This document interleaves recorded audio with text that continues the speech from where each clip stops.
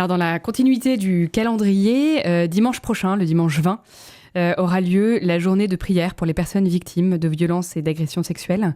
C'est le 3e dimanche de Carême. Pouvez-vous rappeler un peu à nos auditeurs pourquoi cette initiative a été mise en place ? Alors cette initiative a pour genèse bien sûr l'Assemblée des évêques à Lourdes.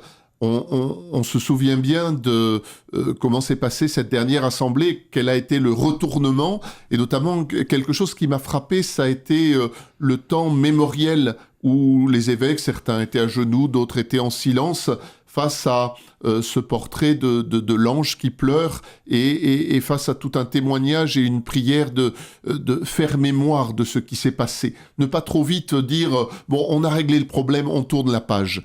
Il n'est pas question du tout de ça et on voit bien que ce temps plus spirituel et qui sera proposé au cours des Eucharisties eh bien, doit toucher tout notre diocèse et toutes nos paroisses. Alors pour cela, la Conférence des évêques de France nous a envoyé un dossier qu'on communique aux différentes paroisses du diocèse. On est toujours un petit peu à la course et il y a tous les dimanches quelque chose ou tous les week-ends une journée de ceci, une journée de cela. Cette journée, il ne faut pas la manquer parce que les premiers qui sont en attente, je pense, ce sont les personnes victimes et il y en a dans notre diocèse. Donc il ne faut pas décevoir leur attente et c'est pas simplement décevoir leur attente, il faut qu'on fasse ce qu'on a à faire.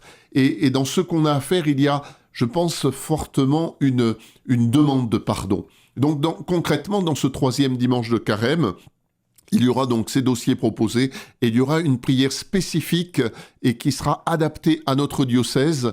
Et comme ce week-end tombe aussi en même temps que Saint-Joseph, eh ben, une prière à Saint-Joseph qui a été l'éducateur modèle par rapport à l'enfant Jésus.